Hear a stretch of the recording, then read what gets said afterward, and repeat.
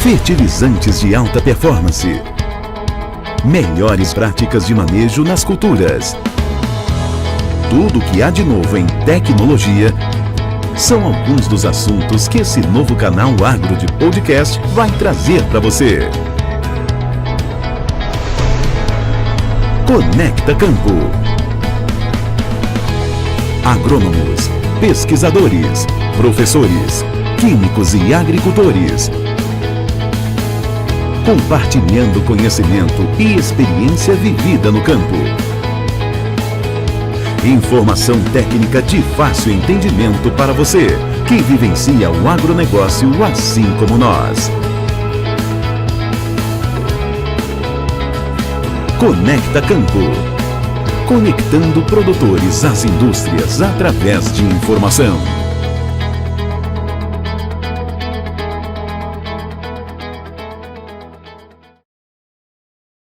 Olá, boa noite, sejam bem-vindos a mais um episódio do Conecta Campo. Eu sou o Matheus, a ponte entre vocês e os nossos especialistas que estão convidados, que trazemos para aqui, para essa mesa.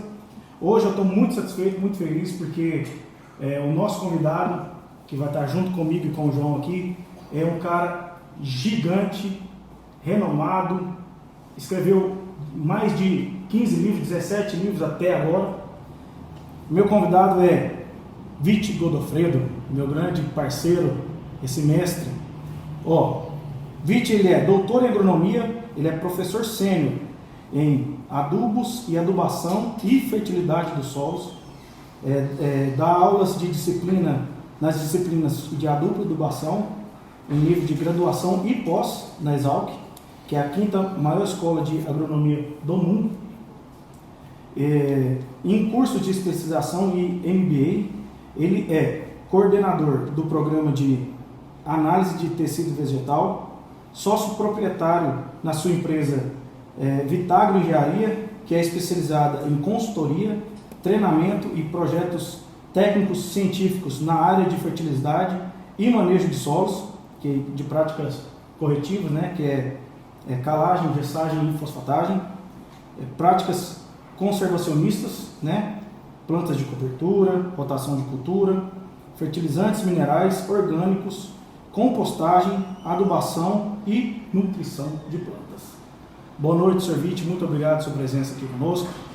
Boa noite, João e Matheus. A gente fica emocionado porque nós estamos aqui numa empresa que eu não conhecia, que é a Fert em Minas, e através do programa Conecta Campo. É evidente, colegas, que nós estamos aqui, nós não podemos perder tempo. Nós vamos falar coisa séria, coisas que vão mexer com a humanidade, com nossos filhos e com nossos netos. E isso se chama agronegócio. Então o Brasil vai ser responsável pelo fornecimento de 40% dos alimentos do mundo, associado também à produção de energia renovável, à preservação ambiental, sendo responsável por aumento da educação, aumento da longevidade, diminuição de terrorismo e guerra, e aumento da democracia. Então, daí você fala comigo, João, eu vou perguntar para você. Eu quero produzir mais por área.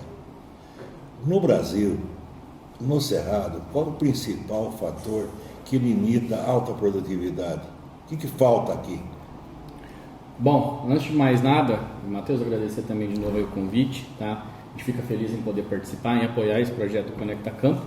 E é um orgulho tremendo, Godofredo, falando um pouco de você também, antes de responder a sua pergunta, poder estar aqui contigo, compartilhar com você, que é uma referência profissional para mim também, inclusive como pessoa. A gente acompanha um pouco da tua trajetória aí, é muito satisfatório poder estar aqui com você hoje. Acho que o grande desafio do Brasil, é baseado em tecnologia. A conversa que a gente estava tendo agora há pouco, é poder fazer mais com o mesmo, é embarcar a tecnologia nos nossos manejos, é embarcar aumento de eficiência agronômica, é embarcar um racional, uma utilização mais racional dos recursos ambientais, dos recursos minerais, e embarcar a tecnologia junto disso. Hoje o Brasil tem uma expertise muito boa nesses processos e tem que cada vez evoluir mais.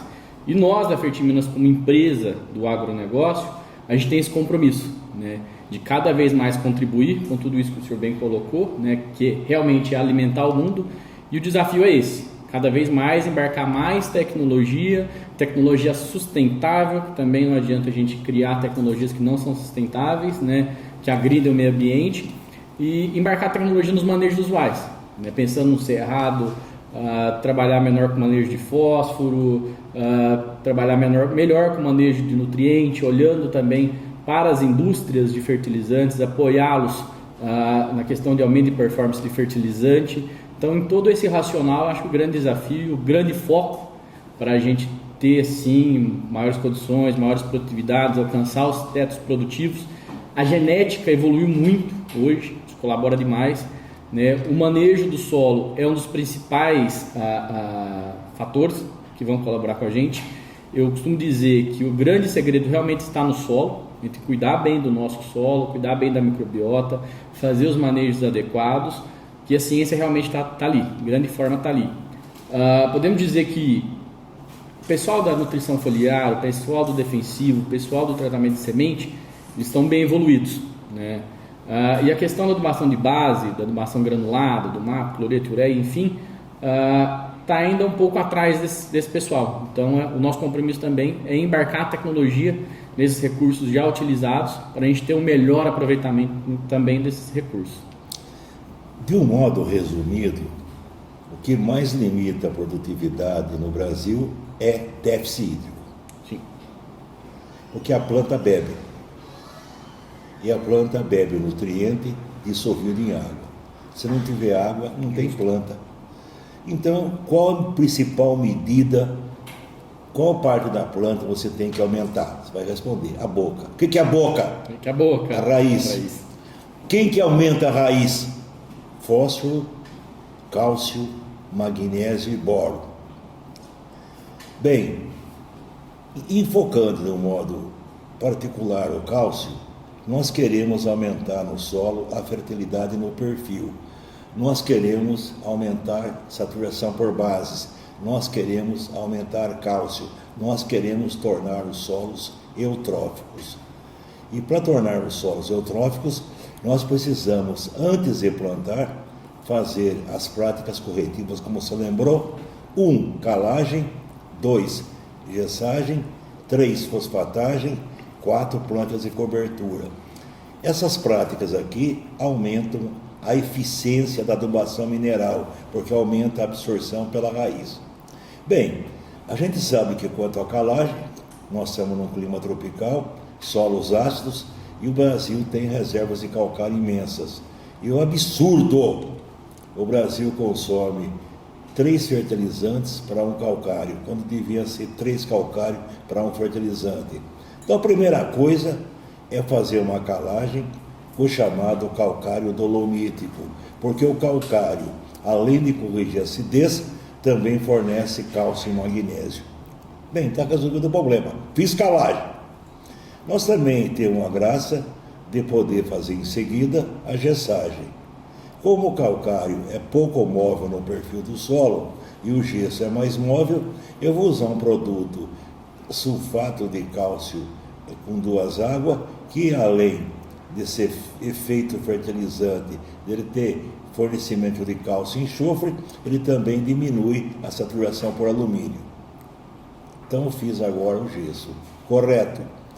E o terceiro fator é a fosfatagem. O que mais limita a produtividade no Brasil é a ausência de fósforo. Então, em pré-plantio, eu vou fazer a fosfatagem com fosfatos naturais reativos ou fosfatos importados. A fosfatagem não precisa incorporar, é feita antecedendo do plantio. E depois, logicamente, eu vou fazer o plantio. Nós vamos tratar aqui, logicamente, mais da sucessão soja primeira safra e milho segunda safra. E agora ficou fácil. Eu fiz solo, eu fiz perfil. Está excelente corrigir o solo até 40 centímetros. Então eu vou conversar com você com a soja. E milho para fornecer a adubação mineral dos macro primários, NPK. Como você sabe, a soja dispensa totalmente a adubação nitrogenada, porque ela tem o milagre da inoculação. É tão importante esse milagre que a fixação biológica do nitrogênio do ar para uma produção de 4,5 toneladas por hectare de soja, que seria 75 sacas, eu precisaria fornecer para a soja 650 quilos de ureia. Eu não forneço 1 grama de N para a soja, graças a trabalhos espetaculares da Embrapa, na pessoa da doutora Joana de Berraine. Então, N para a soja, resolveu. Fósforo, eu fiz a fosfatagem, mas não resolve essa fosfatagem. A fosfatagem é para pagar a fixação, porque quando eu coloco o P localizado, ele seja totalmente absorvido. Então, no caso da soja, eu vou fornecer 15 quilos de P2O5 por T de soja. Mas eu não quero um T, eu quero fazer vezes 4,5, que dá 60 de P2O5. Então, eu tenho um jeito de calcular que a dose de fósforo adequada para a soja é 60 quilos por hectare de P2O5, aplicado localizado na forma de adubo solúvel, super simples, super triplo, MAP. Fiz o meu papel. Daí vem o caso do potássio. A soja é altamente exigente em potássio. Ela precisa de 24 quilos de K2O para produzir 1.000 quilos de grão. Só que o potássio é um elemento salino. Nós já aprendi na escola. Aplique potássio depois que plantou a soja. Depois que plantou a soja, você já vai ter raiz para beber esse potássio. Você diluiu o efeito salino pela aplicação em área total. Fechou. Aí você vai cobrar de mim. Ah, você falou em nitrogênio, falou em fósforo, falou em potássio. Cadê o enxofre? Não enche o saco. Eu já forneci enxofre no gesso. Mas aí vem, como a gente está brincando aqui, uma parte esquecida que são os micronutrientes. Bem, nós temos micronutrientes metálicos de importância para aplicar no solo, o zinco e o cobre. Como eles têm fixação igual ao fósforo, ou muito pior que o fósforo, eu vou aplicar o cobre e o zinco embutido no MAP, no suco de plantio, localizado. E essa adubação, que é dose pequena, 3 a 4 quilos de cobre ou de zinco, dá para 4 a 5 anos. Fechei, mas aí faltou o mágico, o boro. O boro é um elemento que pode causar toxicidade. O boro caminha com a água. Se ele caminha com a água, eu vou aplicar depois que eu plantei, porque ele vai procurar raiz.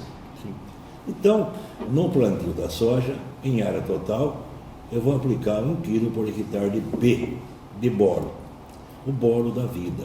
O boro está 40% na membrana celular, regulando o estômago, a perda e ganho de água, e 60% na parede celular, associado ao cálcio, e também controla a evapotranspiração. Boro é efêmero. Todo ano tem que aplicar 1 kg por hectare de boro. E fontes de boro, para aplicação via solo, nós temos 2. O borato de sódio, que é o octaborato, no comércio vocês conhecem por granubor, e temos o boro ligado a sódio e cálcio, que é o lexita, que a gente chama de produbor. 1 kg por hectare. Se não aplicar boro, não plante. Então eu fiz o essencial para adubação via solo. Daí vem a adubação foliar. Adubação foliar, 3 aplicações. No estádio vegetativo, eu vou colocar a defesa da planta, mancozeb. Não é mancozeb, Cristo, é manganês, cobre e zinco, associado com uma dose menor de molibdênio, cobalto e níquel. E no estado reprodutivo, isso é coisa nossa, nós vamos colocar um elemento que vai aumentar o transporte de açúcar da folha para o grão. Nós vamos colocar magnésio. Magnésio, magnésio, magnésio. E o magnésio é barato, eu vou usar sulfato de magnésio, porque o magnésio do calcário não resolve totalmente. Então eu vou associar o magnésio com mais um pouco de MAP, o magnésio é 600 gramas por hectare, eu fecho a produtividade. Eu trabalho há anos nessa região aqui, numa empresa chamada SA Eldorado, e nós temos 80 sacos de soja, sem fazer força nenhuma, é fazendo a lógica. Bem, e agora, e quanto ao milho? O milho é cultivado depois do soja, como o gaúcho fala, depois da soja. É gaúcho, vai, se entende. Você me encheu o saco de vencer o São Paulo. Vai fazer o quê? Mas eu trouxe também por 15. Quando o São Paulo ganhou 15, e hoje ganhando do Cascavel. Desculpa os paranaenses. Bem, então, o milho. Eu vou, então, o milho vai pegar o residual das corretivos da soja. Já fiz calagem, já fiz gessagem e já fiz fosfatagem. Eu quero adubar o milho no sul. Eu quero fazer a manutenção. Então, preciso pôr nitrogênio. Na adubação do milho, no plantio, eu vou pôr 30 quilos por hectare de nitrogênio. Perfeito. Eu vou pôr 9 quilos de P2O5 por tonelada de milho. E vou pôr 6 quilos de K2O. Você lembra que na soja eu falei 24. Então, o milho é mais eficiente em absorver potássio, 4 vezes mais que a soja. Então, eu coloquei para o milho 6 quilos. E como nós comentamos, sempre o potássio, vamos aplicar ele no plantio, pós-plantio, porque ele procura a planta. E o boro também, como procura a planta para evitar toxicidade, eu vou repetir 1 quilo. Então, no sistema soja-milho, é 1 quilo de boro antes da soja e 1 quilo de boro antes do milho. E agora, o segredo do milho é acertar a adubação de nitrogênio em cobertura. Nós colocamos 30 kg dele no plantio e vamos colocar 90 kg dele na fase V3, V4, antecipando a fase reprodutiva. E você comentou comigo, acho que foi o Filho de Deus na viagem, eu defendo que nem louco a ureia. E a ureia é massacrada. A ureia cheira banheiro, a ureia cheira xixi. A ureia é uma coisa infinita, ela vem do ar. Eu preciso evitar a perda, mas tem que saber manejar a ureia. Aplicar a ureia na seca, antes que chova. Aplicar a ureia no final da tarde. E nunca aplicar a ureia num solo molhado que depois seca. E a ureia não tem gases de efeito estufa, enquanto que no jacaré não tem óxido nítrico e óxido nitroso. Mas quanto que eu ponho de nitrogênio? Pode enrolar. 1 quilo de nitrogênio dá 20 quilos de milho. É Mobral, Cristo. É por aqui. Então 1 quilo de N igual a 20 quilos de N. Eu já pus 30 no plantio, falta agora a diferença, mas é bom também saber que no milho, ele também faz fixação do N do ar. E tem um milagre hoje que custa R$2 por hectare, azospirilo. Toda vez que eu colocar uma dose de azospirilo no estádio V3 no milho, eu ganho 30 quilos de N. Como é 1 quilo de N por saca? Eu ganho, então, 30 quilos de nitrogênio que eu vou bater da adubação mineral. Está simples. Bem, e você vai perguntar, e a adubação foliar? Adubação foliar de milho. Eu vou fazer também 3 aplicações, 2 vegetativos e 1 reprodutivo. Eu vou colocar a defesa da planta, que é manganês, cobre e zinco. Se bem que no milho eu vou usar metade da dose de manganês que eu usei para a soja, eu vou usar aproximadamente 200 gramas de manganês, eu vou usar o zinco e vou usar o cobre. Defender a planta. Só que o milho eu adubei com nitrogênio a lança em cobertura. Precisa colocar enzima nele para absorver esse nitrogênio, que é o molibdênio. Então eu vou colocar 60 gramas de molibdênio via solo. E a gente esquece muito, não sei porque não é divulgado, o milagre da adubação com zinco na semente de milho. Eu vou colocar então 80 gramas de zinco por hectare, na hora que eu vou preparar a semente. Esse zinco vai fazer nascer um milho sadio e uniforme.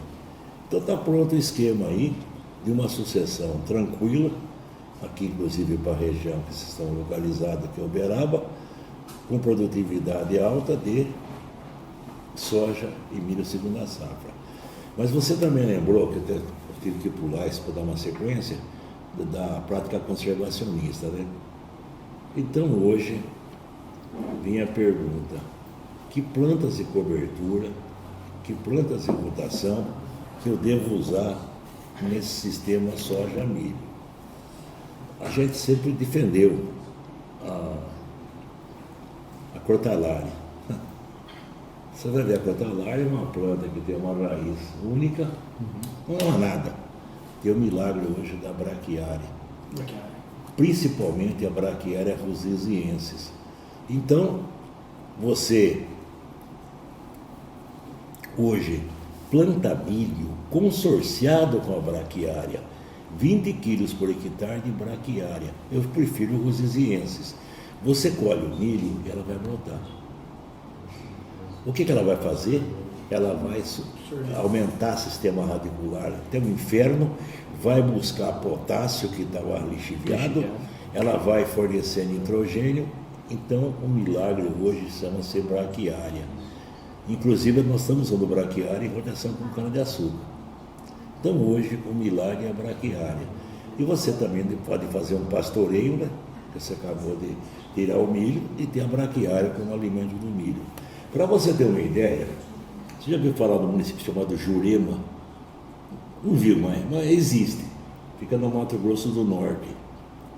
Você entendeu? Os caras me chamaram lá, o GAP, que é o grupo nosso. Doutor, eu preciso reformar meu pasto. Eu vou ensinar aí. Laje, não dá. Falei, por quê? R$4.000 por hectare. Mas eu falei, é mais fácil. Semeie braquiária junto com o milho. Ele vendeu o milho e, com a venda de milho, o custo chegou praticamente a R$1.600 por hectare, quando era, eu falei para você, 4.000. Então, existe o milagre de você ter agora um pasto formado com a braquiária, seja a braquiária, o braquiarão, seja a rosesiensis, a um custo de R$650 por hectare, porque eu vendi o milho. Só que assustou, né? Quando eu falei, preciso atualizar esses dados. O milho no passado era R$20, hoje está com 80. Eu falei, tá bem uma bosta, não tem nada, né? Então você vê que subiu os insumos, devido principalmente ao potássio, e que infelizmente vocês têm que defender nós, né? Sim. O que é nos defender? E contra produtos milagrosos. Então uma empresa X, não vou falar nem nome, começa a vender pó de rocha, né? Melhor produto para você fazer acostamento, fazer aterro sanitário. Agora dizendo que aquela pedra, aquela imundícia lá, vai solubilizar. E quem fala isso é um ex-ministro, né? Que chateia, e é mineiro, né? Não é possível. O que esse cara fez de bem para o Brasil, agora vai queimar pó de rocha, né?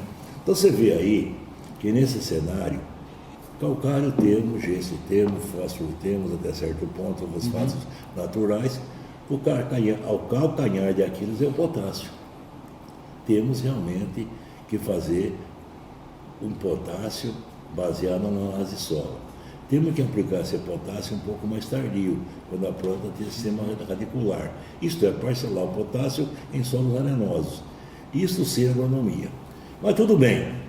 Agora não adianta eu vir aqui hoje na FERT em Minas e conversar com pessoas irresponsáveis. O papel nosso aqui na vida são dois. Uma é a parte técnica e outra é a parte, como que fala? Parte humana.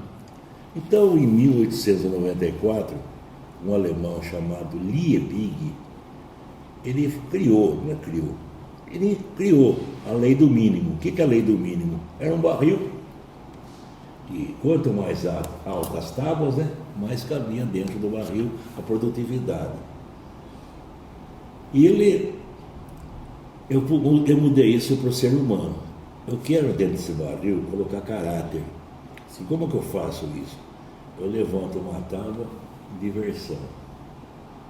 Outra tábua, saúde. Outra tábua, família. Outra tábua, Deus. Outra tábua, pátria.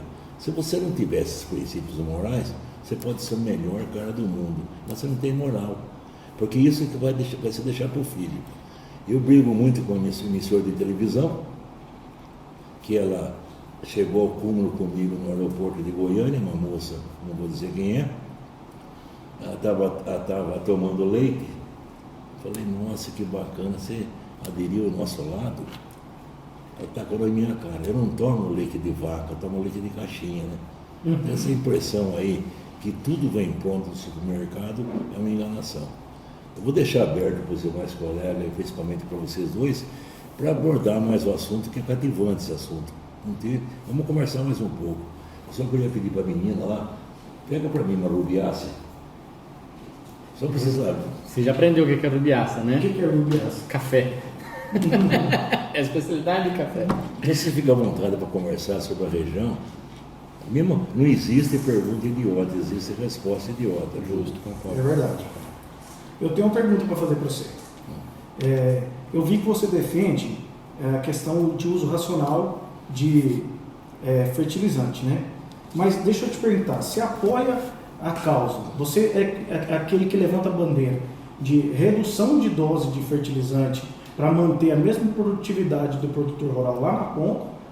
Ou você é daquele que acredita que as novas tecnologias de aumento de performance de fertilizante devem vir para aumentar essa produtividade do produtor rural lá na ponta, mantendo a dosagem?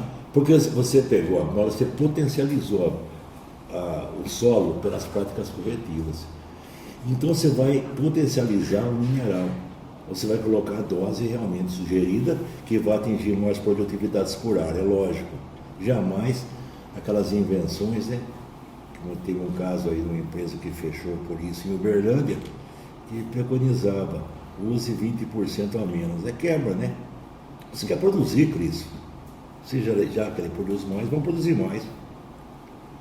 É justo. João, vocês da Fertiminas que tem essa bandeira de ter tecnologias novas que aumentam a produtividade do produtor lá na ponta, que na verdade o seu produto faz o quê? Ele aumenta a performance do fertilizante mineral. Qual que está sendo para você, na sua opinião, o maior desafio dessas novas tecnologias no mercado hoje? Mateus, é o seguinte, primeira coisa, fazer o básico bem feito, que é o que o mestre colocou para nós aqui. Com certeza. Se a gente não trabalhar em fertilidade do solo, se a gente não olhar para o solo como um organismo essencial para o processo, tal qual como é a água, que a gente também viu aqui com o mestre, você também não vai ter muito resultado. As tecnologias que nós embarcamos hoje nos fertilizantes é justamente focado, tá, nesse sentido, de manter as doses, de ter um uso racional do consumo de fertilizante. Eu tenho muita preocupação com as pessoas que vão atrás dessa premissa de redução de dose, né? Não gosto de criticar, mas eu não indico, né? Como eu disse, eu gosto de produzir mais com o mesmo, sem dúvida. Você faz o básico bem feito, fez a calagem, fez a gessagem, fez a fosfatagem área total, fez o mecanismo bem feito, pensou no manejo legal, de usar a planta de rotação, de fazer todo esse processo, né? E no manejo do adubo também, tudo mais que você embarcar de tecnologia numa fonte mineral, que seja para estimular o processo bioquímico interno da planta, que seja para proteger, por exemplo, como o Vite colocou aqui bem, uma fonte solúvel de fósforo de problemas de reações do solo, de fixar essa fonte, tudo isso, sem dúvida nenhuma, traz benefício. E o desafio é cada vez mais mostrar para o produtor que existem sim soluções para isso, que você tem que fazer primeiro o básico bem feito, ouvir as vozes da experiência, né, trabalhar no solo, manter o manejo do solo bem feito e sim, embarcar a tecnologia nos fertilizantes, com certeza. Outra coisa, desculpe, o que mata realmente é a ignorância, né? Então você fala assim, puxa vida, vamos incentivar principalmente dejetos de aves, dejetos de suínos. Só que as pessoas querem confundir o produtor e ele fala assim, você usou químico, eu usei orgânico. Tudo no mundo, tudo é químico. Então não existe orgânico químico, Cristo, é orgânico mineral. Então tem essas falas lá de certas televisões, né? O que mata é falta de amor, já falei, né? A fome que mata. É bem isso, né? Muito bem colocado, Felipe. Eu também tenho essa linha de raciocínio, né? O ser humano é química viva, nada mais do que isso. Só isso. O ser humano é química viva, né? Lógico, todos nós temos a nossa espiritualidade, uns não, outros mais aflorados, Mas vida basicamente é química, química em movimento, né? E o solo nada mais é que química também. Os solos, os nutrientes, os manejos, né? É tudo baseado em química, né? Hoje o Vit até fez um comentário. Qual que é a sua formação? Ele fez uma pergunta, na verdade. Eu sou químico industrial. Então a agronomia tá fácil para você que tudo é química. Eu falei, calma. Calma que tem muita coisa para aprender aí na agronomia. Tô caminhando, sou apaixonado por isso, mas tem muita coisa para evoluir, né? E eu foco 100% do meu conhecimento, que eu adquiri, enfim, toda a carreira profissional até hoje, né? Pensando justamente na química. O que a química pode contribuir para o agronegócio para produzir alimento e desmitificar que química é uma coisa ruim. Não é coisa ruim. Só uma pergunta para você. Nessa adoção dessas práticas que vocês pregam aqui, né? As multinacionais de fertilizante, para vocês são uma barreira ou é uma simbiose, inclusive? Você mexer com uma Yara, com uma Mosaic? Vit, o ano de 2022 foi um ano muito disruptivo para a gente. Como eu já te disse, eu tive a possibilidade de viajar para 12 países, apresentando essas tecnologias, inclusive tropicais. Isso, inclusive para grandes grupos. Inclusive fui para a Europa também falar disso, né? E assim, quando a gente mostra com confiança que a gente está um negócio que é racional, que a gente não está reinventando roda, como eu te disse, a gente está usando tecnologia racional de forma racional, a pessoa passa a te ouvir. Sim. Mesmo em grandes corporações, né? Eu visitei grandes corporações da América Central, da Europa, enfim, o pessoal te dá atenção, ouve, e realmente vamos comprovar isso primeiro, né? Vamos trazer isso para o meu centro de pesquisa, vamos entender mais, vamos trocar informação e vamos andar junto, porque é interessante, nós vemos que é uma possibilidade muito boa, que como eu disse, nós não estamos reinventando roda, a gente só está embarcando tecnologia no que já existe, né? Não muda o manejo é o que o senhor colocou, tem que fazer pelo menos o básico bem feito, e a gente está só embarcando mais uma tecnologia em cima disso. E com isso a gente tem tido grandes felicidades de conseguir gerar resultado, né? São tecnologias novas a princípio. A princípio sim. Você aproveitando sua deixa aí, você fala o seguinte, né? Tecnologias novas. Você vê no caso da soja, por exemplo, se você, na dessecação da soja, colocar o boro, a operação já está paga, filho de Deus. É 400 gramas de boro junto com o glifosato. Então são tecnologias desenvolvidas graças ao uso do agricultor brasileiro, que ele tem que buscar opções.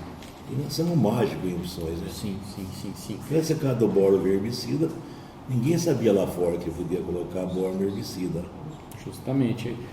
Como eu coloquei, o Brasil, além de ser o grande celeiro do mundo, sem dúvida, né, e como o senhor bem colocou também, vai produzir 40% do alimento do mundo. 40%.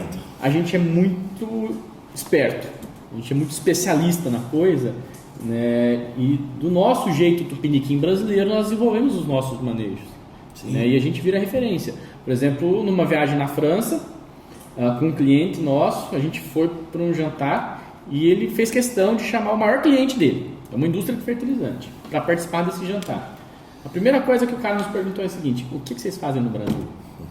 Porque aqui a minha produtividade de beterraba está caindo pela metade, por questão de proibição de uso de alguns produtos e coisa ecológica, está caindo pela metade. E lá vocês estão sendo referência, aumentando produção, sem às vezes aumentar muito a área, porque aqui no Brasil fala que aumenta a área, né? Não, a gente sabe que não aumenta a área. Nós estamos trabalhando com o que a gente tem, né? E a gente está aumentando a produção. É justamente isso, a resposta foi essa, porque nós investimos em ciência, em tecnologia, né? Investimos principalmente também em pessoa, porque a tecnologia não aparece sozinha, precisa do que o senhor colocou, que é o capital humano, né? A tecnologia vem do capital humano, vem das pessoas. Pois é, pessoal, então resumindo é isso. As novas tecnologias não vêm com a proposta de redução de dose do seu fertilizante, pelo contrário, né, serviço? Sim. Potencializar o que você já tem com a área que você já tem, sem aumentar a área. Não é isso mesmo, Beto? Justamente. Então, as novas tecnologias estão aí no mercado hoje justamente para potencializar aquilo que a gente já faz, aquele manejo que você já faz, que você já está acostumado a fazer. Certo, Sr. Vítor? Perfeito. Mas lembrando, tem que fazer o básico bem feito. Tem que comprar calcário, tem que comprar gesso. Né? Pessoal, Servite, dando continuidade um pouquinho mais à frente do nosso assunto aqui, queria falar um pouquinho sobre nitrogenado. A guerra na Ucrânia que teve ano passado fez com que a Rússia sofresse e deixou de fornecer CO2, gás natural para muitos países. Com isso, algumas fábricas de nitrato de amônia teve até que parar. E não adianta você querer conservar, porque o adubo come até a mãe, né? Uhum. Ele é ácido, né? Não dá para guardar a fábrica. Inclusive teve uns depósitos lá na Ucrânia mesmo, que foi bombardeado aí. E, né? Então, assim, enfim, sabendo disso, o que o produtor rural tem para suprir esse mercado de nitrato de amônia, que com certeza vai estar escasso? É lógico que ele tem ureia, mas a gente sabe que a ureia tem todas as dificuldades dela, né? Ela não depende tanto, tem outros fornecedores de outros países, né, João? Ela não depende tanto do gás da Rússia, mas a gente sabe que ela tem muitos problemas de volatilização, enfim, até de absorção do solo, né, João? Então, assim, o que você acha que é o maior desafio no uso de ureia hoje lá no produtor rural, lá na ponta?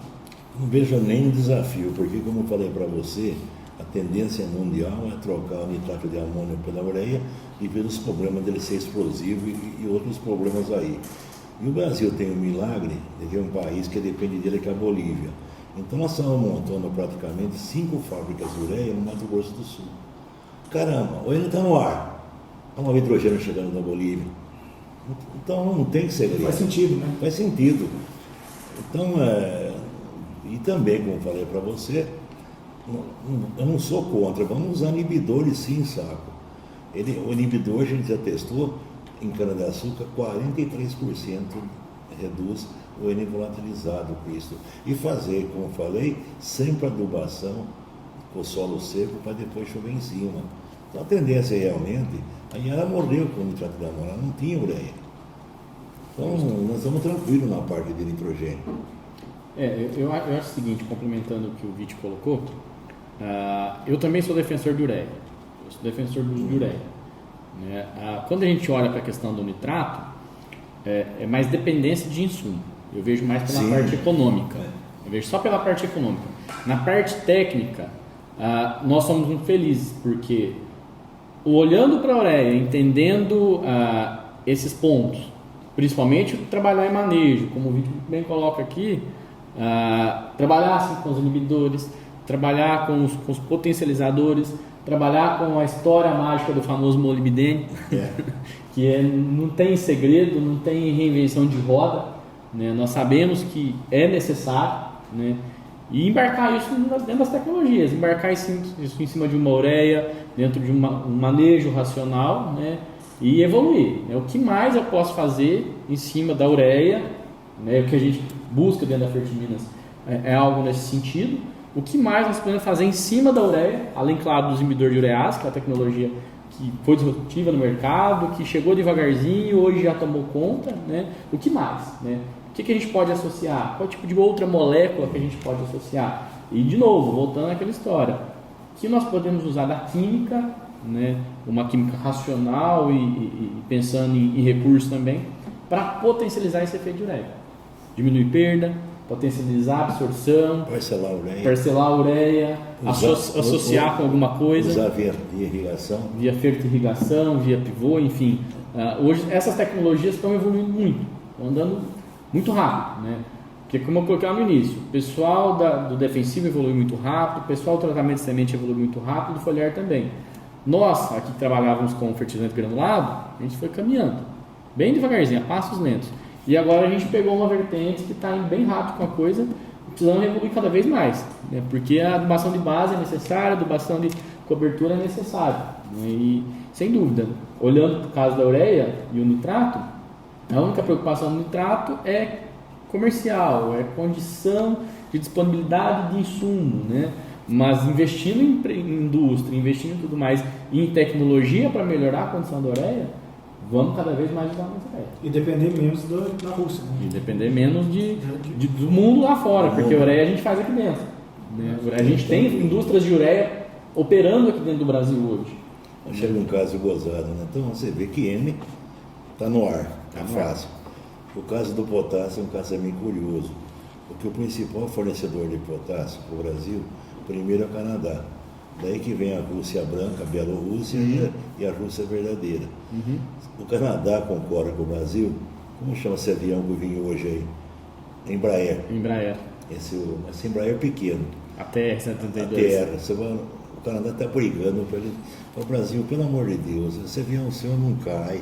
É um avião milagroso, deixa o mercado um pouco para nós. O Brasil falou, mas deixa para nós um pouco de potássio. Né? Então o Canadá é um país de acordo, né? Sim. Ele é uma troca dos aviões Embraer em troca da compra do KCL, né? Uma coisa espetacular, né? Não, justamente, né? O Brasil, além de um agronegócio muito positivo, tem uma indústria muito boa. Tem. Uma indústria muito boa. A gente é muito bom no que faz, né?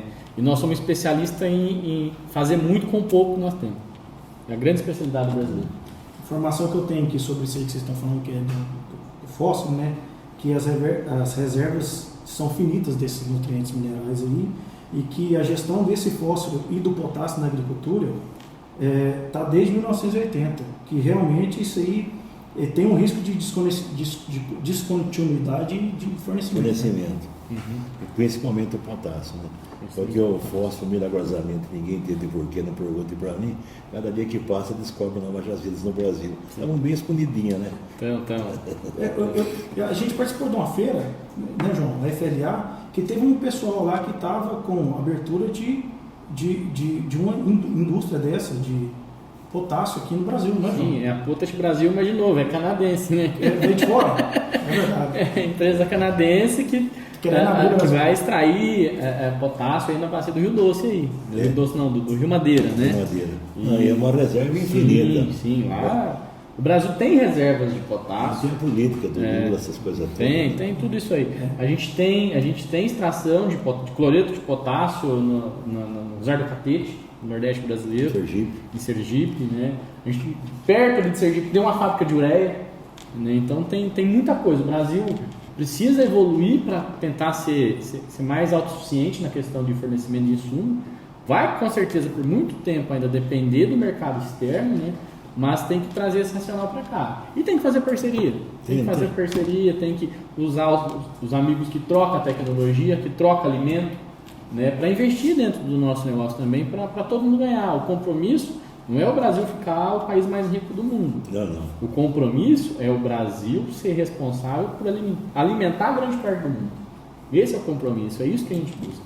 Sabe o que eu ouvi lá? Que o Brasil é o maior berço de potássio do mundo. Está embaixo do Rio Madeira, né? Embaixo do Rio Madeira. No Amazonas. E também é uma coisa boa, que não é terra indígena. Então não vai dizer porque não tem nada a ver. É problema político mesmo, né? Assim, a extração do potássio, Matheus, é uma extração que não agride muito mesmo. Não polui. Não polui, porque é um poço. É um poço, um buraco. Tira o negócio lá de baixo, vai centrifugar ele, tirar a água, separar a água. Tira por bomba.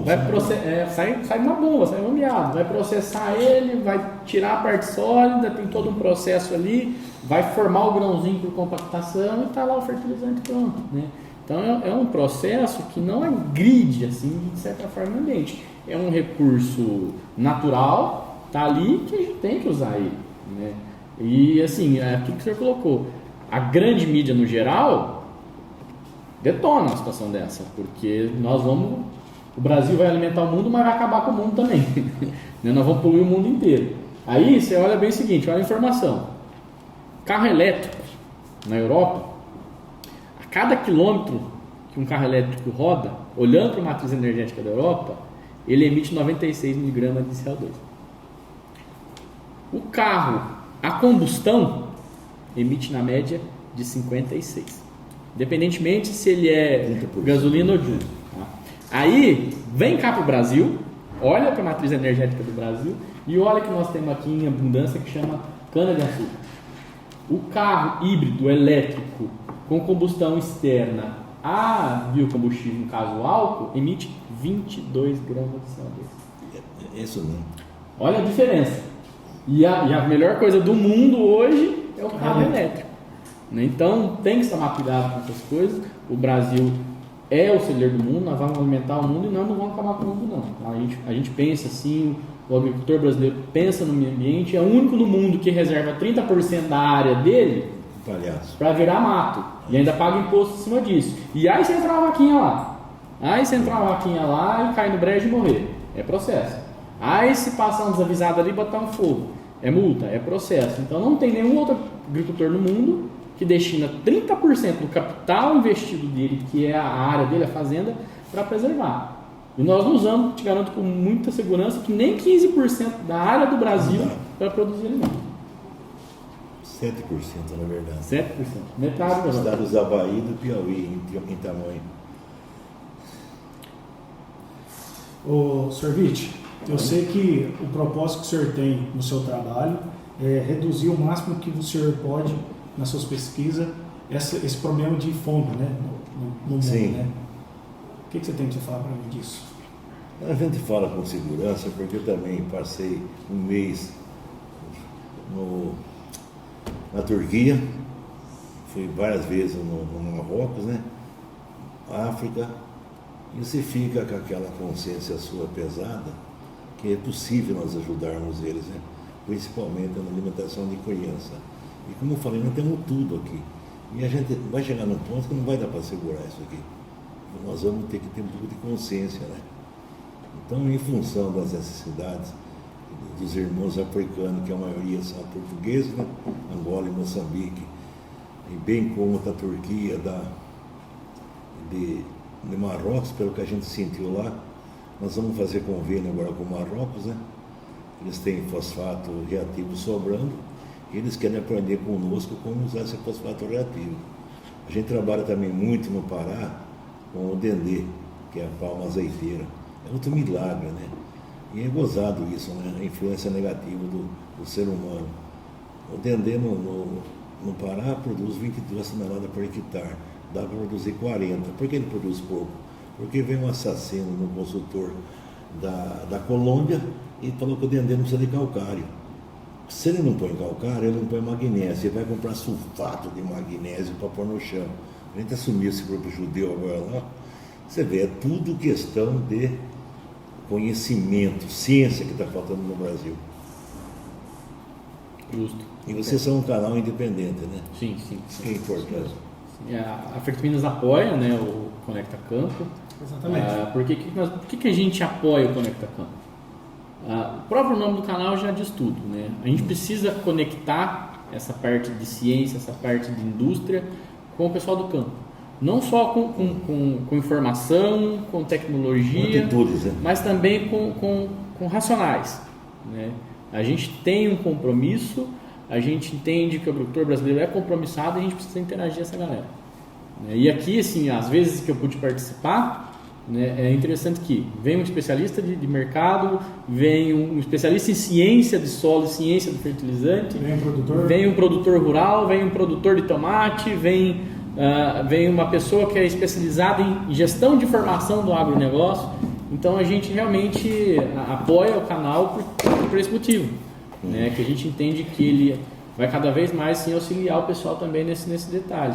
Exatamente. Por isso a nossa intenção de apoiar o canal. Porque o que acontece? Informação hoje é tudo. A gente está na era da consciência. Então, para você ter consciência, você precisa ter informação.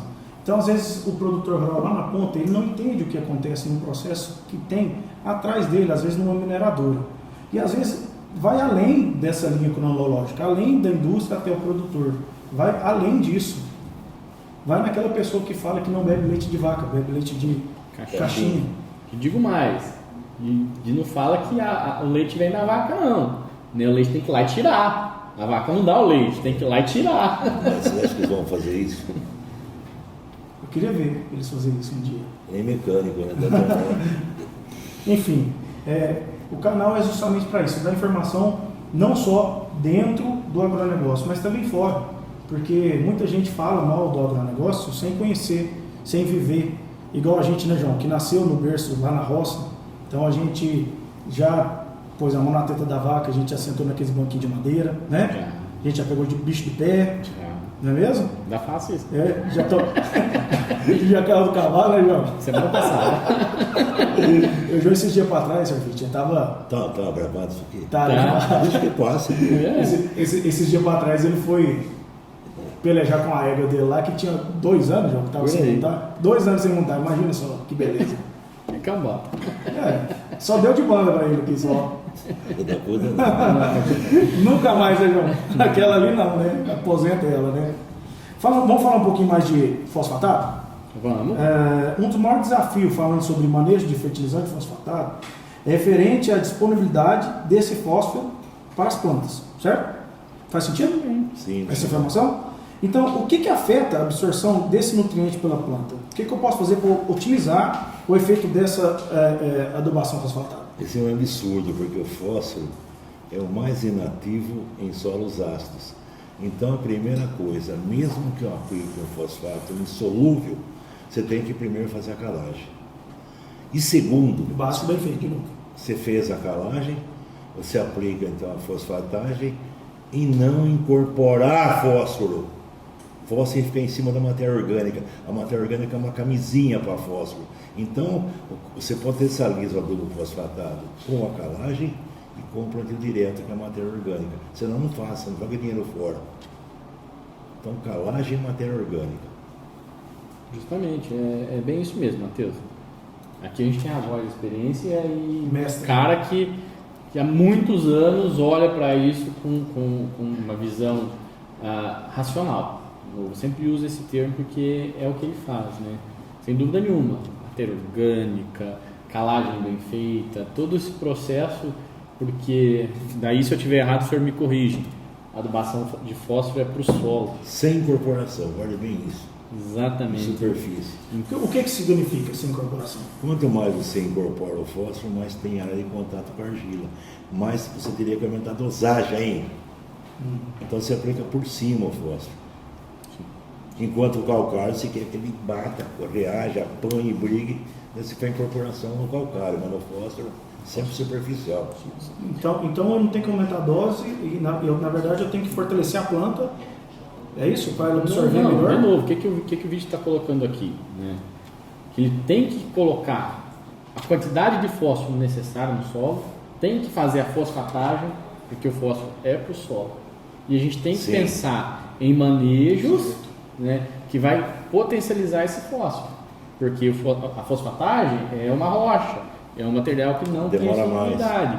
E assim, o fósforo não é móvel no solo. A planta precisa ir lá buscar ele. Então, tudo que a gente fizer em cima disso, é de novo, trazendo aqui para a nossa rotina de fertilinas, né, a gente busca fazer isso. Né, a gente tem materiais que podem atuar tanto em cima de um fosfato natural reativo, que pode trabalhar em cima de uma fonte insolúvel, que o fósforo é o motor de arranque. É ele que dá a partidinha ali, é ele que vai botar o negócio para girar. Defendo as adubações de fontes solúveis em linha de plantio. Eu defendo muito isso. Localizado, próximo ao sistema radicular. Tecnologias que você possa embarcar junto desse fertilizante que impossibilitem que ele se reaja com elementos do solo que vai deixar ele de forma fixada ali, ele vai fixar na argila e ficar de forma indisponível para o sistema, e trabalhar tanto de forma preventiva como corretiva. Tá, se eu fiz o manejo correto, fiz a fosfatagem, fiz tudo bonitinho, a química ela tem um vai e vem. Né? Então, de que forma que eu posso trabalhar também de maneira preventiva e corretiva para, se porventura alguma coisa daquele fósforo que eu coloquei ali ficar disponível para o sistema de novo. Estimular a planta, estimular o crescimento radicular, trabalhar com os microelementos, né? Trabalhar com boro. Tudo isso aí vai auxiliar no melhor aproveitamento do fósforo. Inibir a ação de ferro e alumínio. Justamente, que é o que está na energia. Pela calagem. Exatamente. Pela calagem, por tecnologia, por ácido orgânico, por matéria orgânica, pelas tecnologias de polímero aniônico, que tem capacidade de retenção de cátion, que vai criar ali uma atmosfera, vamos dizer assim, próximo, por exemplo, de um grão de MAP, né, que vai possibilitar esse processo. Então, tudo isso aí é manejo e tecnologia que você pode embarcar, porque nós estamos usando um recurso natural. Sim. Tá? E a gente tem que aproveitar isso, tem que converter isso em alimento. Ou seja, e a planta busca esse fósforo que está no solo pela boca, como o Sr. Vitti falou, que é a raiz, certo? Justamente. Então a raiz tem que estar forte, ela tem que estar sadia. Raiz fina, raiz que absorve comida e não água. Então, raiz sadia e raízes absorventes, que é a raiz fina e que aprofunda no solo. Eu recebi até tem um cara desesperado aqui de Quirinópolis. Você falou para mim dele. Ele fez cocô, né? com manejo do fósforo. O professor, aí que o meu solo estava ali lindo, era para dar 100 de cana, está dando 64. Tem que alternar o local de aplicação de fósforo, só isso, Cristo. Justo. E o que eu preciso fazer no caso da soja, para ela ter uma raiz mais fina, sadia, para ela potencializar essa absorção de A fósforo? primeira coisa é física, compactação. A raiz precisa respirar como nós. Então, tendo aeração, tendo respiração, tendo cálcio, magnésio e fósforo do calcário, tranquilo, não precisa mais nada. Tá aí a importância, mais uma vez, dos micronutrientes no solo. Antes disso, eu tenho uma pergunta para o Vitti, que é sempre coisas que eu vejo um defender, o outro criticar, e eu sempre gosto de fazer, de ser ali o braço da balança. Ver os dois lados. Ver os dois lados. Então, o que é a pergunta que eu tenho para fazer?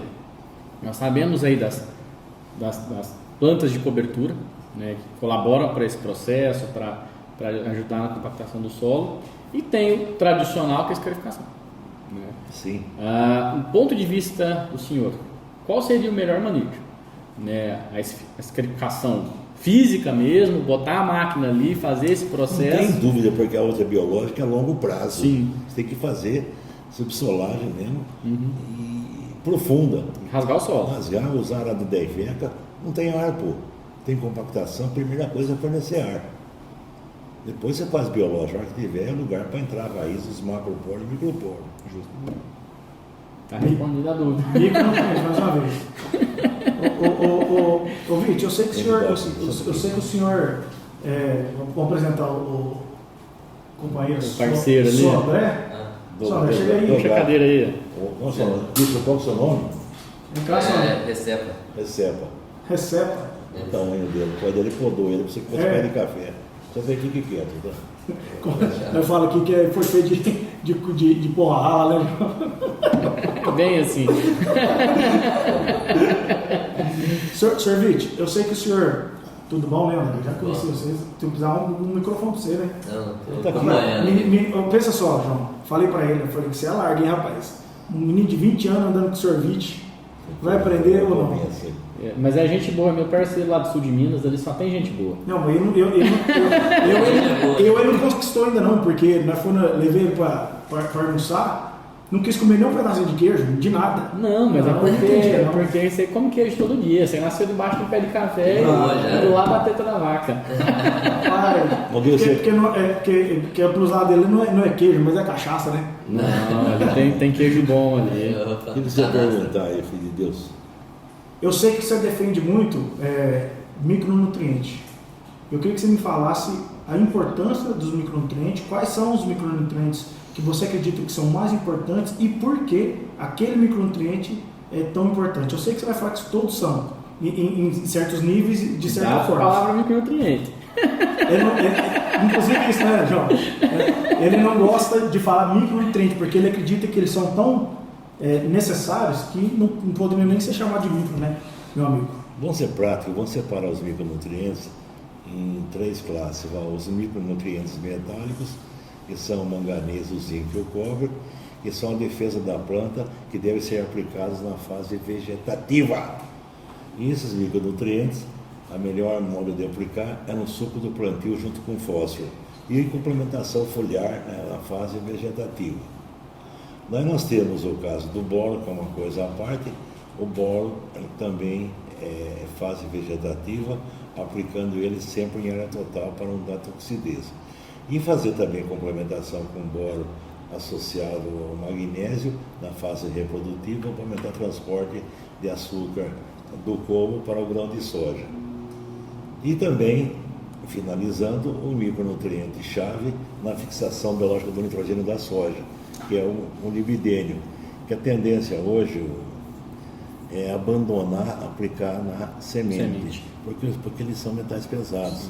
Então, os resultados hoje mostram que o molibdênio, assim como o cobalto e níquel, aplicado via foliar, são muito mais eficientes e, lógico, no início da vegetação, para dar tempo na ondulação.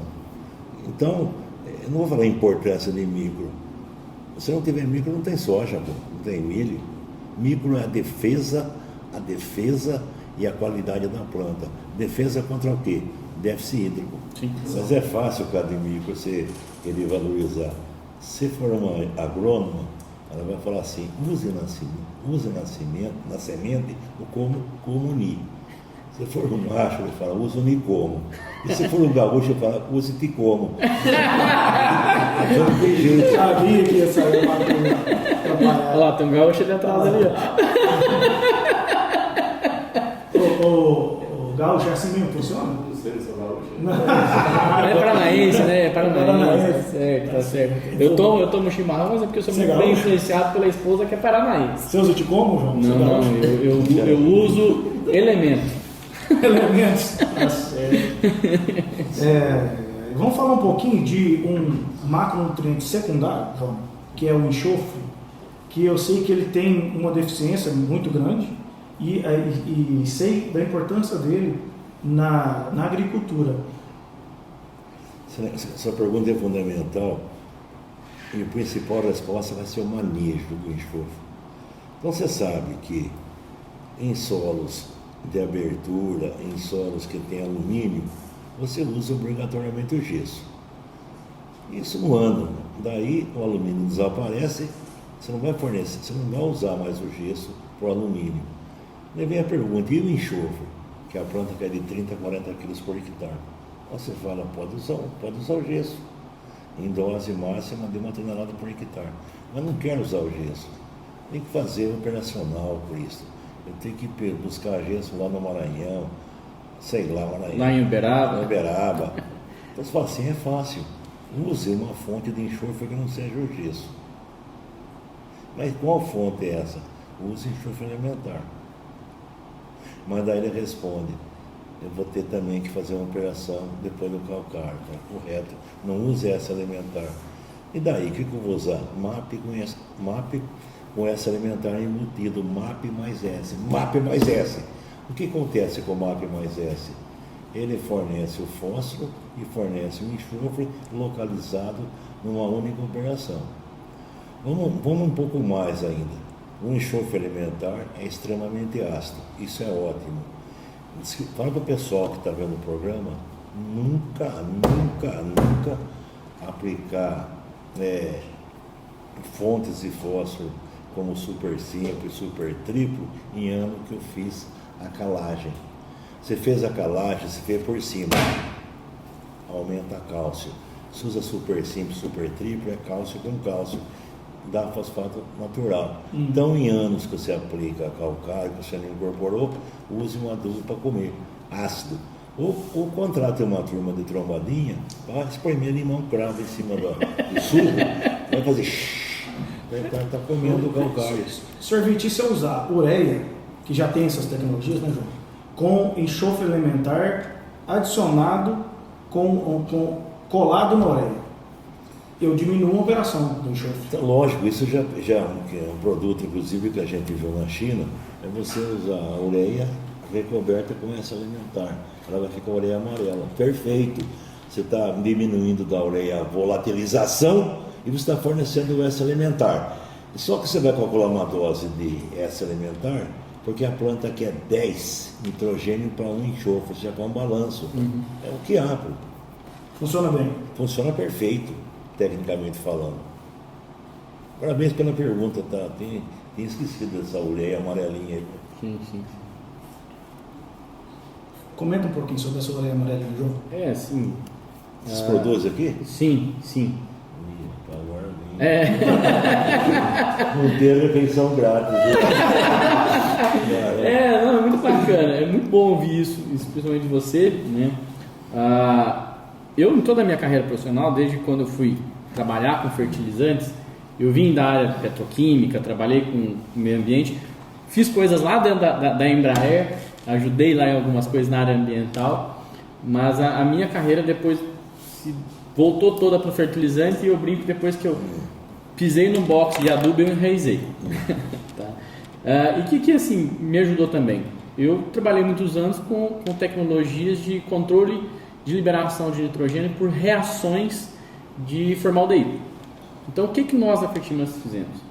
A gente criou um racional de um polímero, tá? Que faz uma camada parcialmente insolúvel no grão da ureia e que a gente consegue associar esse polímero também a altas concentrações, na verdade, de enxofre, olhando para esse racional. Tá. De 9 para 1, 10 para 1. Tem que ser. Tá? Sempre nesse racional. E o que a gente pensou? Poxa, eu não gosto de reinventar a roda, eu gosto de fazer coisas simples. Eu gosto da lei do mínimo, que eu vim lá de dentro da indústria, não quero dar dor de cabeça para o cara.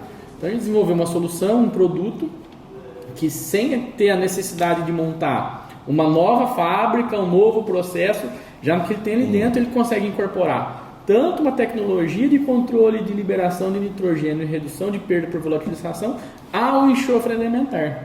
E o que tem diferente, inclusive, nesse enxofre elementar? Esse enxofre elementar que está entrando ali, ou em cima do grão de ureia, ou até mesmo no grão de MAP, ele está, em via de regra, de 400 a 1800 mesh. Ele está ultra micronizado, né? Quando a gente fala de 1800 mesh, a gente já está falando de nanotecnologia, de nanopartícula, né? Então, os desafios de enxofre elementar no solo é justamente isso. Porque tem as tecnologias de enxofre bentonita, que é um baita produto, mas a gente está falando ali de até 2 anos para poder liberar aquilo ali tudo. Sim.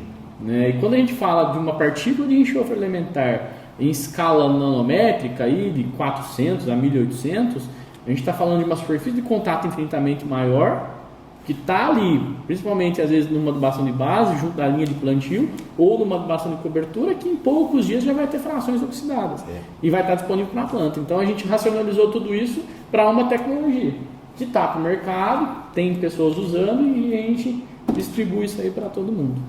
Show de bola. Pessoal, aproveitando aqui a deixa aqui do nosso assunto, gostaria que vocês seguissem o Sr. Godofredo lá no Instagram, né? Vai ter o arroba aqui embaixo aqui dele, também no LinkedIn, tá? Quando você fala, eu fiquei um pouco curioso, saindo um pouco de fora. Quando você fala desses números, 210 saques, você está falando 210 saques por hectare? Por hectare. E esse número aí, ele vale para qualquer tipo de híbrido? Esse número aí vale para milho segunda safra, porque é baixo 210 sacas, mas para segunda safra tá bom. É uma média. Já paga. Já paga, nossa.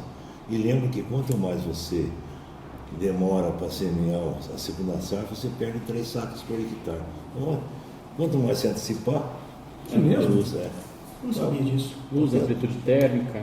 amplitude, luz. Então é sempre lembrar que plante soja precoce, colha quanto antes e plante o milho, né? Devido a você ganhar o clima. Não queira colher soja na chuva. Dá errado. É bom demais. Ô, Vite, comenta pra mim, por que você fala que o boro é mágico? Então você vê, devido a todas essas funções que ele desempenha, o boro é um nenê. Fazem 100 anos esse ano que o boro foi descoberto, é uma coisa nova. E é mágico, porque qualquer micronutriente tem uma função fisiológica. O boro não, é fisiológica e morfológica, faz parte de uma estrutura, faz parte de um composto orgânico. E isso foi descoberto há pouco tempo, Cristo. E graças ao boro, você consegue, então, a primeira coisa, a resistência a déficit hídrico. Certeza. Falando ainda sobre micronutrientes, senhor Godofredo, o que você acredita que seria um melhor manejo de micronutrientes, pensando principalmente na melhor nutrição, do uso racional ideal, né, desses micronutrientes, em formulação em PK via mistura de grãos? Então, como eu falei para você, é a melhor maneira de aplicar micronutriente no solo, principalmente os metálicos. Os metálicos é no suco do plantio associado ao NPK. Lembrando que a dose, já que vamos falar também em dose, a dose de cobre é 1 a 2 kg por hectare e a de zinco é de 3 a 4 kg por hectare. E o manganês, numa dose média aí, de 3 kg por hectare. Todos na forma de oxissulfatos associados ao fósforo, ao MAP. E essa aplicação vai dar para praticamente 4 cultivos agrícolas. E daí fica o boro de fora. O boro tem que ser no solo. E o boro foi aplicado associado ao cloreto de potássio aplicado em área total. Quanto é a Mosaic, que ela fez um produto chamado Aspire. E fica aquela mensagem: 1 kg de boro antes da soja e 1 kg de boro antes do milho. E lembrar que o importantíssimo é escolher uma fonte do boro adequada, que é o octaborato de sódio ou octaborato de sódio e cálcio, que tem uma solubilidade um pouco mais controlada, um pouco mais lenta. E também, no micronutriente, fazer, como eu já falei, o fornecimento dos metálicos via a folha no estádio vegetativo e uma dose pequena de boro associada ao magnésio no estádio reprodutivo. Sr. Witt, pensando na aplicação via mistura de grãos, você prefere, você acha que é melhor manejo pó ou granulado?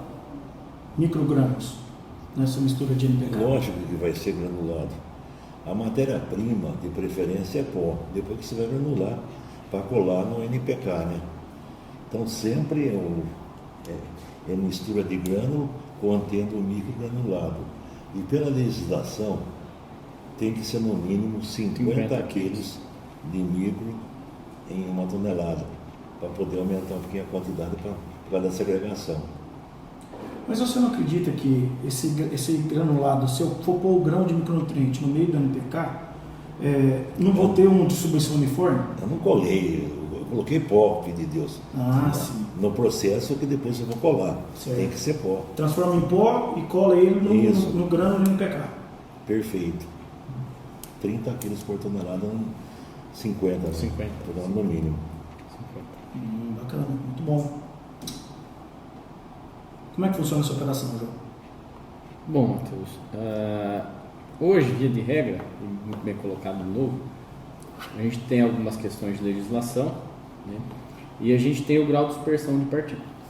Então, existe lá uma faixa dentro da legislação do MAPA que te fala, né, qual que é o teu grau de dispersão de partícula que vai te colaborar para uma aplicação uniforme ou desuniforme até também. E o que o mercado usa? Usa, via de regra, nutriente em 2 formas. Como você colocou, o micronutriente granulado, uma bolotinha de micronutriente, misturado aos grãos de NPK, né? O grão de MAP, o grão de cloreto, o grão de ureia, o grão, enfim, nesse sentido. Só que esse mecanismo da indústria é viável, mas quando a gente olha para perfil agronômico, ele está colaborando para mudar o seu grau de dispersão de partículas ali.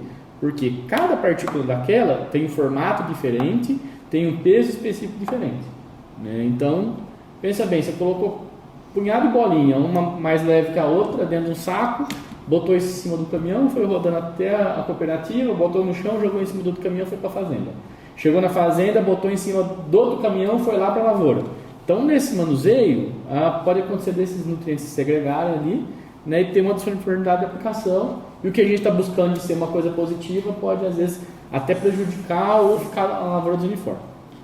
O outro mecanismo é o que o vídeo colocou, né, de entrar com esse micronutriente em pó, grudado em cima do grão de NPK. Antes do plantio. Antes do plantio. Então, pode entrar com esse pó do micronutriente, né, transformou ele em pó, gruda ele no grão de NPK e depois vai para o campo. É um processo viável, funciona muito bem. Só que hoje nós brigamos muito para tirar a pó da mistura. Porque se eu estou grudando esse pó por friabilidade, que é um grão batendo no outro, às vezes pode se soltar. Tá? Então, é uma tecnologia que funciona muito bem, olhando para o perfil agronômico vai funcionar. Então, o que é o próximo passo, o que a gente evoluiu, pensando nesses problemas? Trabalhar com micronutriente nas misturas NPK na forma de líquido. Então, ter um produto líquido que já tem o micronutriente, pensando nesses racionais de volume por hectare, já bem balanceado, em cima da formulação NPK. Então, quando o micronutriente entra na forma líquida ali em cima da formulação, a gente tem certeza que todos os grãos daquele fertilizante vão ter minimamente a mesma concentração de micronutrientes, para colaborar cada vez mais com essa uniformidade de aplicação. Aí, se é no pré-plantio, se é na linha de plantio, se é na adubação de cobertura, em cada momento vai entrar seu elemento necessário ali, tá? Em cima dos racionais de uso, consumo e extração. Então, são processos que a gente vem evoluindo para cada vez mais colaborar para uma melhor eficiência, um melhor manejo operacional, porque micronutriente também muitas das vezes, ou é rejeito, ou é um recurso mineral, é um produto que sofreu um processamento, então a gente tem que olhar para isso também. Então a gente tem que usar esse negócio bem usado. Certo. Então no pré-plantio também dá para usar via líquido? Dá também. Mas isso não seria uma operação a mais? Não, porque se ele já está fazendo, por exemplo, um potássio no pré-plantio, por que não incorporar um boro líquido no potássio? Isso é feito no caso da cana-de-açúcar, 100% a vinhaça localizada. Isso. Você enriquece com boro, zinco e os demais nutrientes. Exatamente. Então, olhando também para uma aplicação a lanço de fertilizante granulado, por exemplo, você pode usar uma fonte de nitrogênio de boro líquido, por exemplo, em cima de um potássio, naquele racional, e você vai ter uma uniformidade, porque é uma coisa você pegar o potássio e o grão de boro, misturar os dois e fazer a aplicação. De novo, cada grão tem um formato, cada grão tem um peso. E a aplicação normalmente é a lanço. Então, se você incorpora em todos os grãozinhos de cloreto a mesma concentração de boro, por exemplo, via um produto líquido, você vai ter uma melhor eficiência do uso desse boro. Então, quando a gente está falando de líquido, a gente está falando da calda. Não, estou falando de um recobrimento de um micronutriente na forma de líquido em cima do fertilizante granulado. Entendi, compreendi. Estados de solos diferentes. Isso. Certo. O que mais a gente pode falar de micronutriente hoje? Aproveitando o nosso especialista Vítor Godofredo aqui, que ele é o... Micronutriente não, né? Não pode falar. Cuidado com a palavra micronutriente, já te falei lá atrás. Vamos ter uma foto do mundo aqui também. Não Vamos tirar, vai tirar um monte de foto aqui. Sim. As meninas estão até tirando foto aí, né, produção? Eu vou tirar de todas. Sim. Vai, ué. Quando acabar aqui, nós vamos tirar um monte de retrato. Parecendo um voo, né? Retrato. Vit, eu tenho uma pergunta para te fazer relacionada a micronutriente. Inclusive uma pergunta que o senhor me fez, eu coloquei meu ponto de vista, agora eu quero ver o seu. Quando a gente olha para os micronutrientes, a gente está falando basicamente de óxido, oxsulfato e alguns elementos metálicos. Na visão do senhor, principalmente olhando para zinco, para manganês, para boro também e para cobre, qual é a melhor fonte para eu utilizar ali? Pensando desde de problema de produção, de consumo energético para produzir, de reserva, de tudo mais. Qual, na sua visão, seria a melhor fonte, por exemplo, para zinco, manganês e boro? Tira fora o boro. Para os micrometálicos, evidentemente que a melhor fonte é o óxido. Você vai pegar esse óxido, vai processar ele uma granulometria mais fina e aplicar metade da dose do ácido, desde que essa dose do ácido permita que 60% dos micro fique solúvel em ácido cítrico. Agora, no caso do boro, que precisa tomar um pouco de cuidado, a rocha principal que usa no Brasil é o Produbor da ICL, Produquímica. Esse boro, ele é o melhor, então é um borato de sódio e cálcio. Esse boro, ele vai ser granulado pela adição do ácido sulfúrico. Então fica o óxido. Sim. Complexo. Então, um complexo, oxsulfato. Todas as empresas, menos a Produquímica, não fazem esse processo. Eles pegam a rocha, que é a lexita, faz um aquecimento de 600 graus, quebra a rede cristalina. Está lá o boro, origem ácida, origem e temperatura. Só que nesse processo de origem e temperatura, você pode quebrar as estruturas e liberar arsênico. Então, boro é meio perigoso quando você vai comprar boro da Bolívia, Argentina. Cuidado, porque você tem que perguntar, essa lexita sua É via ácida ou via aquecimento? Aquecimento eu não quero. Então o único cuidado é com o boro mesmo. Ok.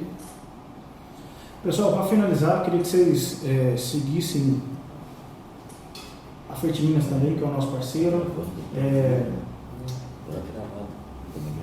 Entra no nosso YouTube aí, compartilha essa live, compartilha o perfil do Sr. Dr. Fredo. Estado civil, que é importante. Estado civil, o Simpósio Cerrado, que é muito importante. Inclusive, João, vamos. A passagem está comprada. Então vamos participar, porque vale a pena, né? Que essa aula aqui já foi maravilhosa, imagina. Aperitivo. Aperitivo? Tá vendo? Então, enfim, eu queria também, mineiro, né? Nossa, rapaz. Presentear. Você não tem diabetes, não? Não, olha só, rapaz, de mim para você. Tá vendo só? Então, o mineiro gosta de dar esse tipo de coisa aí, ó. Ah, aí tem doce de leite, tem goiabada, cascão, tem um queijinho sadio. Esse menino não adianta dar pra que não com queijo, não. Isso aqui vem lá de Nova Resende. Lá ele tá acostumado a beber café com leite no chão. E não trouxe nada disso pra nós? Nada, vai chegar depois. Aí, saiu bem dessa, né? Menina veia, tá vendo? Então, pessoal. Qual o programa para agora? Nós vamos pro hotel então? Não, calma. Isso aí é off, vai ali agora resolver um negócio aqui com o João ali, né, João? João. Pessoal, então, queria agradecer mais uma vez a presença do Dr. Fredo, que está aqui conosco. Mais uma vez, meu parceiro João, para fomentar ainda mais a parte técnica desse bate-papo. Foi muito bom a participação. Amigos da Fertiminas, os parceiros de sempre aí. Sr. Vitti, gostaria que você voltasse aqui mais, tá? É só convidar. A gente vai convidar mais vezes. Então, semana que vem você já pode estar aí para nós tocar viola agora, né? Sim. Beber uísque. Isso, eu ensino você a beber. Isso é uma boa. Mas tem uma ciência para beber uísque. Ah, tem? Então tá bom. Vou aprender. Pessoal, então segue nosso canal, compartilha este vídeo mais uma vez. E é isso. Obrigado, audiência, mais uma vez. Até a próxima, se Deus quiser. Grande abraço. Amém. Até mais. Fertilizantes de alta performance. Melhores práticas de manejo nas culturas. Tudo o que há de novo em tecnologia são alguns dos assuntos que esse novo canal Agro de Podcast vai trazer para você. Conecta Campo. Agrônomos, pesquisadores, professores, químicos e agricultores. Compartilhando conhecimento e experiência vivida no campo. Informação técnica de fácil entendimento para você, que vivencia o agronegócio assim como nós. Conecta Campo. Conectando produtores às indústrias através de informação.